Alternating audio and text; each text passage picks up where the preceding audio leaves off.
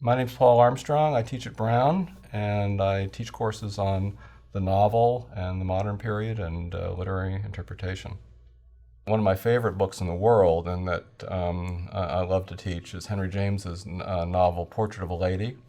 And I teach a course on Henry James and the modernist novel regularly, and I lead in with that book because I know it's going to get them because of the fascination of the character Isabel Archer, who's the central figure in *Portrait of a Lady*.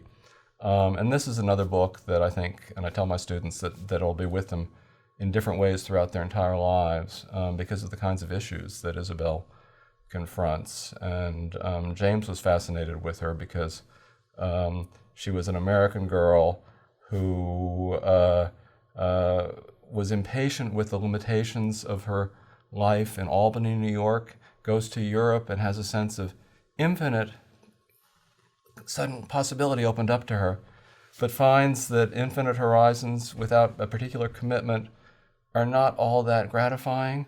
And I mean, part of what I've been interested in literature professionally has been the kind of philosophical, existential questions that literature raises. And these are also questions that my students care about and that brought me to literature. And the *Portrait of a Lady* is a great example because it's a wonderful work about the conflict between freedom and limitation, between possibility and commitment. Henry James does that as masterfully as anyone, even more masterful.